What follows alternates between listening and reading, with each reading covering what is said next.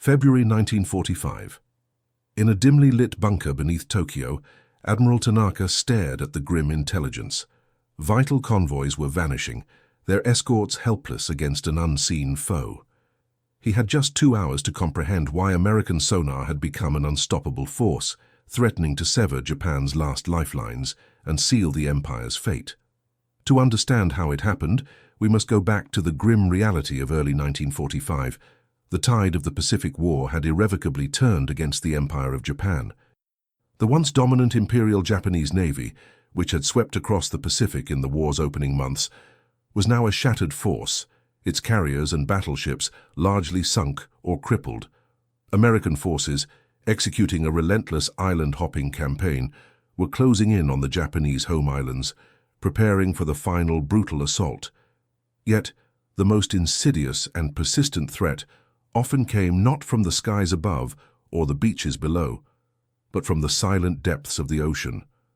The United States submarine fleet, initially underestimated by Japanese strategists, had systematically decimated Japan's merchant marine. Tankers carrying precious oil from the Dutch East Indies, transports laden with rubber from Malaya, and cargo ships ferrying bauxite from Formosa were sinking at an alarming and unsustainable rate. This relentless attrition choked off the vital resources that fueled Japan's war machine and sustained its populace. Without these supplies, factories would grind to a halt, aircraft would be grounded, and the remaining fleet would be immobilized.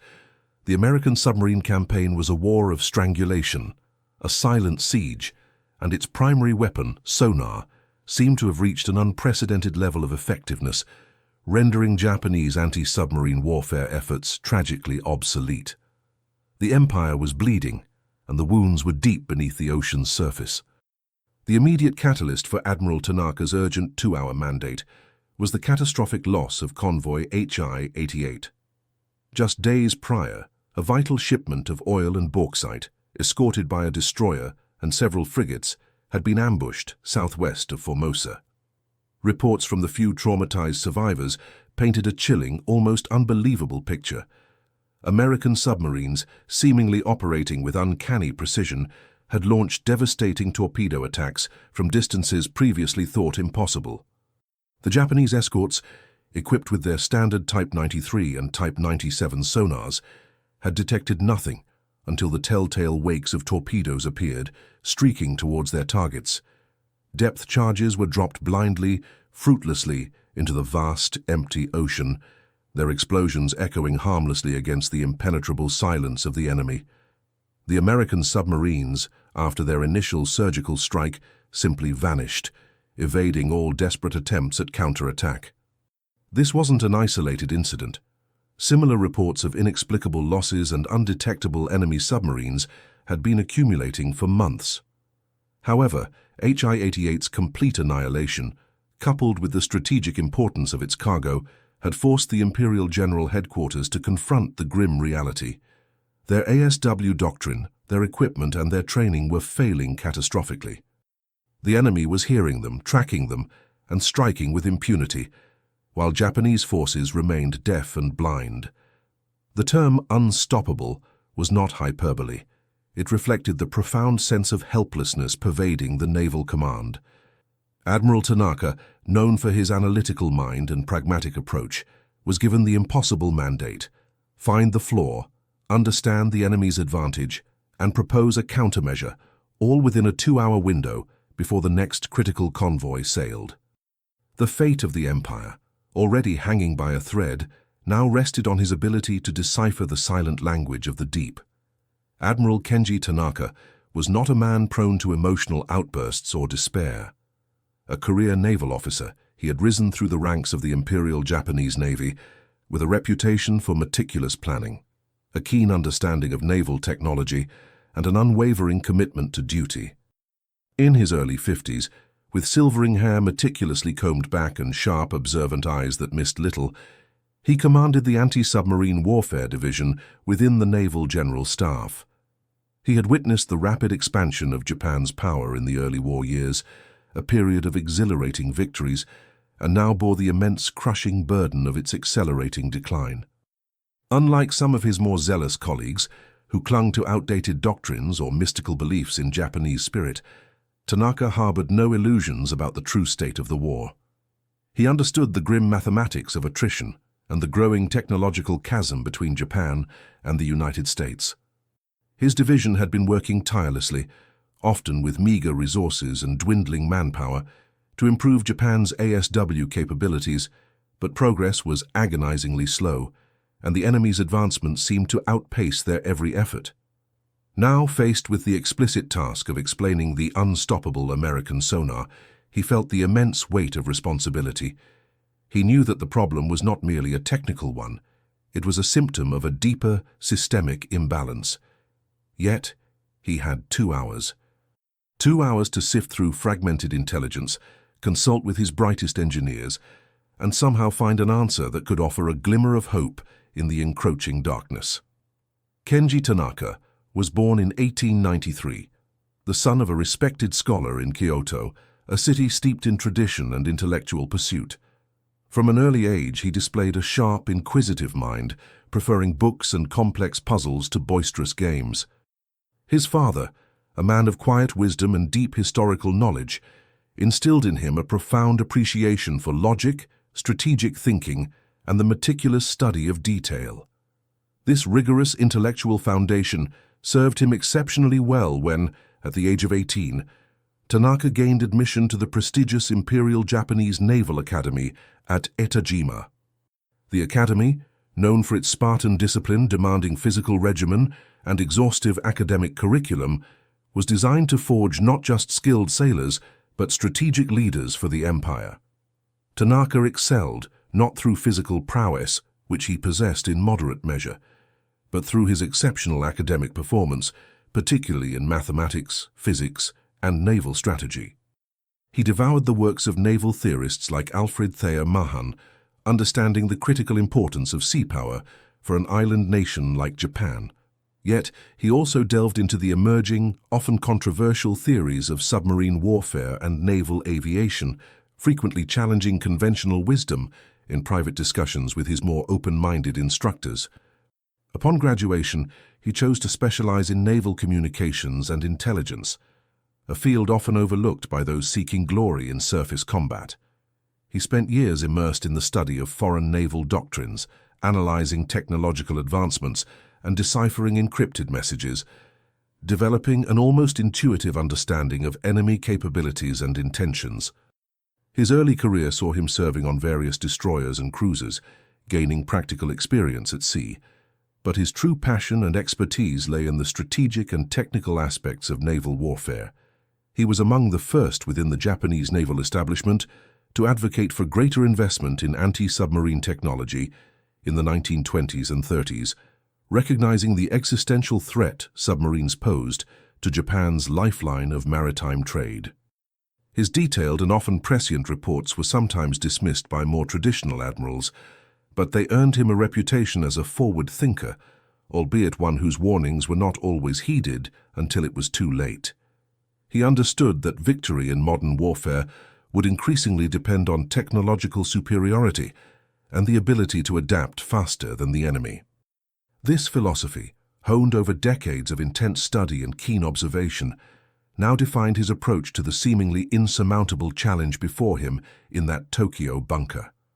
Admiral Tanaka's career spanned the tumultuous decades leading up to and through the Second World War.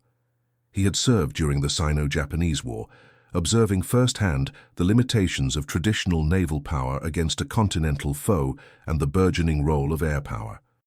More critically, he had been a key intelligence analyst during the early phases of the Pacific War, meticulously studying every engagement, from Pearl Harbor to Midway. He recognized the tactical brilliance of the Pearl Harbor attack, but also the profound strategic blunder of failing to destroy the American aircraft carriers and fuel depots. He watched with growing concern as the U.S. Navy, despite initial setbacks, demonstrated an astonishing capacity for industrial production and technological innovation, a capability Japan simply could not match. He had been particularly troubled by intelligence reports from the Battle of the Atlantic, where Allied anti-submarine warfare tactics and technology had slowly but surely turned the tide against German U-boats. He understood with chilling clarity that what was happening to German submarines in the Atlantic would eventually happen to Japanese shipping in the Pacific, perhaps even more severely given Japan's geographical vulnerabilities and vast dependence on sea lanes. Tanaka had championed the development of more advanced Japanese sonar and radar systems, pushing for better training for escort crews and the implementation of robust convoy systems. He had argued for the importance of dedicated escort carriers, but his proposals often met with resistance from a high command still fixated on decisive surface engagements and the spirit of the Japanese warrior. He had seen the early, less effective American sonar systems and then watched them evolve with alarming speed. Reports from downed U.S. pilots captured documents and intercepted communications spoke of improved hydrophones, advanced active sonar, and sophisticated targeting computers. He knew the Americans were not static. They were learning, adapting, and innovating at a pace Japan could not hope to match. These past experiences, a blend of intellectual foresight and bureaucratic frustration, now converged in the urgent dilemma of the unstoppable American sonar. All his life, Admiral Tanaka had prepared for moments of critical analysis, for deciphering the unseen threats that lurked beneath the surface of naval warfare. His decades of studying enemy capabilities, his prescient warnings about the submarine menace, and his relentless pursuit of technological understanding had led him to this very room, this very moment. The fate of convoy HI-89, scheduled to depart in mere hours, and indeed the future of the Empire itself, now hinged on his ability to cut through the fog of war and identify the precise nature of the American advantage. He had 2 hours to condense a lifetime of knowledge and a mountain of fragmented intelligence into a single, actionable truth. The clock was ticking relentlessly. Admiral Tanaka's dilemma was multifaceted and brutally clear. The primary problem was the stark disparity in sonar capabilities. Japanese Type 93 and Type 97 sonars, while functional, were largely active systems, emitting pings that could reveal their own position. Their range was limited, and their ability to discriminate targets in noisy environments was poor. American submarines, however, seemed to possess a superior ability to detect Japanese ships without being detected themselves. This suggested advanced passive sonar, capable of listening for propeller cavitation and engine noise from much greater distances. The rules of his investigation were equally restrictive. He had no new equipment to test, no opportunity for field trials, and only fragmented intelligence reports from desperate, often inexperienced survivors. He was confined to his bunker, relying solely on theoretical analysis and the limited data at hand. Compounding this was the immense political pressure from the Imperial General Headquarters, demanding immediate solutions for a problem that had festered for years. Resources for ASW development had been diverted to other, more glamorous projects, leaving Tanaka's division perpetually underfunded. He had to explain an enemy advantage he couldn't directly observe, using tools he knew were inferior, all while the clock relentlessly counted down to the departure of another doomed convoy. With the weight of the Empire resting on his shoulders, Admiral Tanaka did not succumb to despair. His mind, trained for decades in analytical rigor, immediately sought structure amidst the chaos. He summoned his most trusted engineers and intelligence officers, their faces etched with exhaustion and anxiety. "Gentlemen," he began, his voice calm despite the urgency, "we have 2 hours. Forget what we wish we had. Focus on what we know." He spread out charts of recent convoy losses, overlaid with known American submarine patrol areas. He demanded every scrap of intelligence on American ASW technology, no matter how speculative or incomplete. His team presented reports on captured American equipment, debriefings of a few captured submariners, and even theoretical papers on acoustics. Tanaka listened intently, his fingers tracing patterns on the maps, his eyes scanning technical specifications. He quickly dismissed theories of entirely new revolutionary American sonar types, reasoning that such a leap would have left more discernible evidence. Instead, he focused on incremental improvements, on the subtle advantages that, when combined, could create an unstoppable force.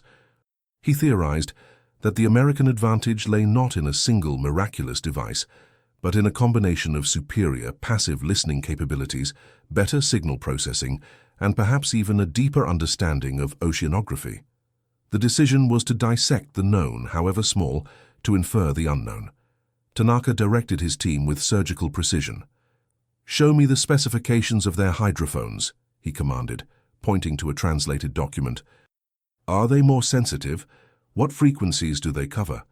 An engineer, Dr. Sato, explained that American passive hydrophone arrays appeared to be larger and more numerous, suggesting better directional accuracy and sensitivity. "And signal processing?" Tanaka pressed. "Do they have better filters for ambient noise? Can they distinguish a distant propeller from ocean currents?" Dr. Bay.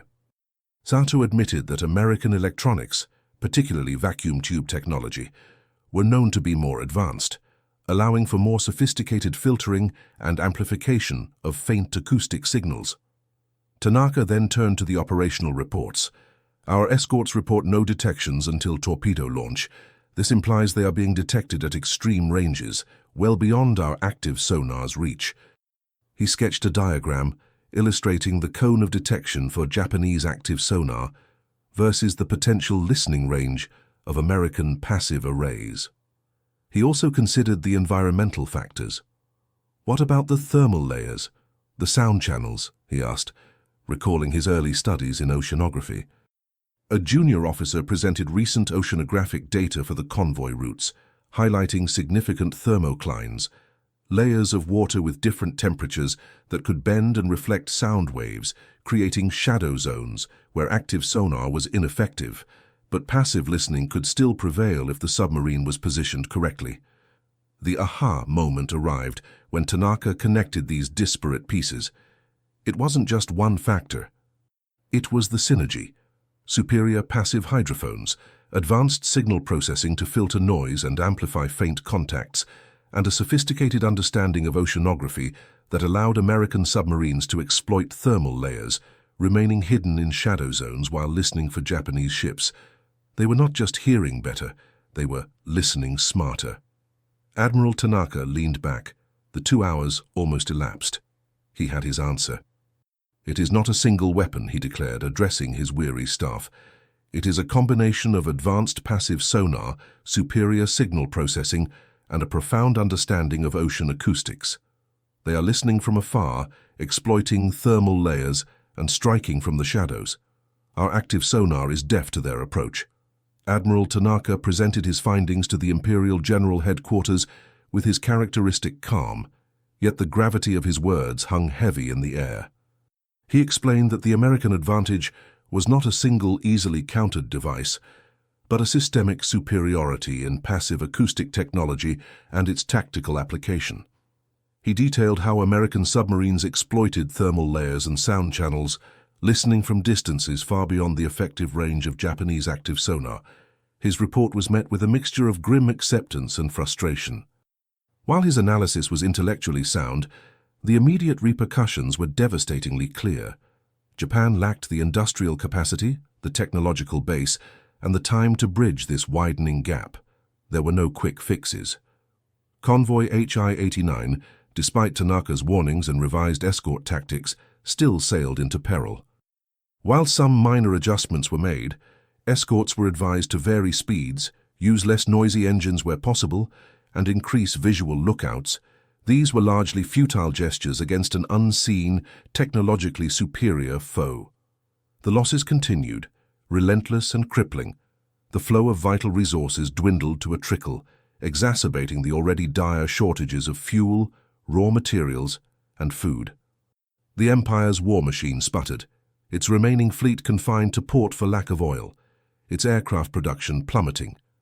Tanaka's analysis, while accurate, served only to confirm the depth of their technological disadvantage, a truth too bitter for many to fully accept. The silent war beneath the waves continued to strangle Japan, one lost convoy at a time, proving Tanaka's assessment tragically correct. The technological chasm in anti-submarine warfare, so starkly illuminated by Admiral Tanaka's 2-hour investigation, proved to be one of the decisive factors in Japan's defeat. The relentless U.S. submarine campaign, enabled by superior sonar and tactical doctrine, effectively severed Japan's economic lifelines. By the war's end, over 1,300 Japanese merchant ships, totaling more than 5 million tons, had been sunk, primarily by American submarines. This attrition starved Japan of the resources necessary to sustain its war effort, crippling its industrial output, immobilizing its navy, and severely impacting its ability to defend the home islands. The unstoppable American sonar wasn't just a technical marvel. It was a strategic weapon that contributed directly to the collapse of the Japanese economy and military infrastructure. It underscored a fundamental lesson of modern warfare. Technological superiority, particularly in critical, often unseen domains, can be as impactful as, if not more than, numerical strength or traditional battlefield prowess. The silent war beneath the waves, fought with pings and hydrophones, ultimately determined the fate of an empire, proving that control of the sea lanes was paramount. Admiral Tanaka survived the war, a silent witness to the empire's collapse. Unlike many of his colleagues who faced war crimes tribunals or chose to end their lives, Tanaka quietly retired from public service. His analytical mind, however, found new purpose in the rebuilding of Japan. He became a respected consultant in maritime logistics and oceanography, applying his profound understanding of the seas to peaceful endeavors. He rarely spoke of the war, but his contributions to Japan's post-war economic recovery, particularly in optimizing shipping routes and port operations, were significant, though largely uncredited publicly. He carried the burden of his wartime knowledge, the grim understanding of what could have been, but channeled it into ensuring a more resilient future for his nation. He passed away peacefully in the 1970s, a man who had faced an impossible challenge and, in his own way, had provided the clearest, albeit most painful, truth. The story of Admiral Tanaka and the unstoppable American sonar is a testament to the relentless pace of technological warfare and the profound impact of unseen advantages. It highlights the courage of those who, even in the face of overwhelming odds, strive to understand and adapt. It reminds us that victory often hinges not just on the might of arms, but on the ingenuity of minds, the precision of technology, and the ability to listen to the silent whispers of the battlefield. In the vast, unforgiving expanse of the Pacific, the echoes of sonar pings and the silent hum of hydrophones wrote a chapter of history, proving that even in the darkest hours, knowledge, however painful, remains a powerful, indispensable force.